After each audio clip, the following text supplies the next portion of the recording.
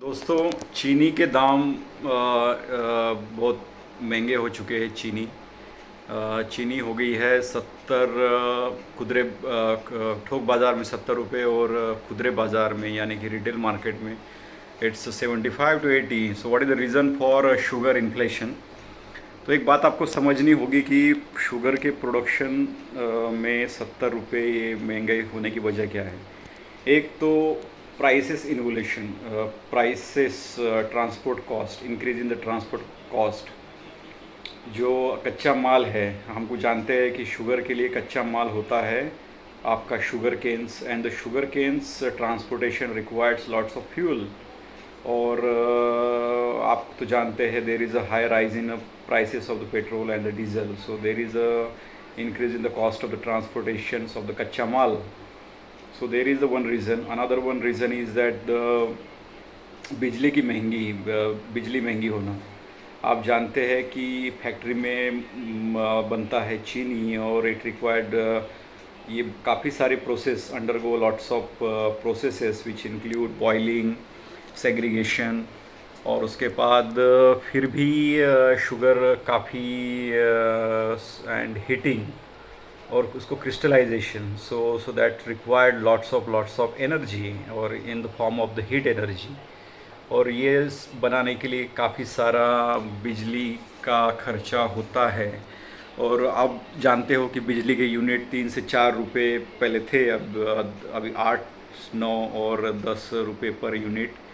हालांकि अलग अलग स्टेट में अलग अलग रेट्स हो सकते हैं, फिर भी बिजली के यूनिट्स में काफ़ी इजाफा हो चुका है। इसके वजह से भी cost of running this mill equipments is very much high, so that's why there is another value added, there is a cost of बिजली बिल एंड ऑपरेशनल कॉस्ट। उसके अलावा लेबर कॉस्ट आप में बढ़ती हुई महंगाई की वजह से बिजली जो फैक्ट्री में काम करने वाले लेबरर्स है, ट्रांसपोर्ट्स में लेबरर्स है, ड्राइवर्स है, इनकी भी तनख्वाह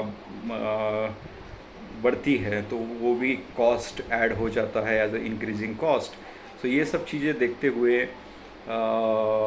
और दूसरा ये अपोजिशंस है, ये भी एक हो रहा है कि कह रहे हैं कि इथेनॉल प्रोडक्शन के लिए भी चीनी इस्तेमाल हो रही है। तो ये सब चीज़ें है एक चीनी के दाम बढ़ने में। और इंडिया जो कि एक दुनिया का सेकंड लार्जेस्ट प्रोड्यूसर है, उत्पाद करने वाला देश है आफ्टर ब्राज़ील।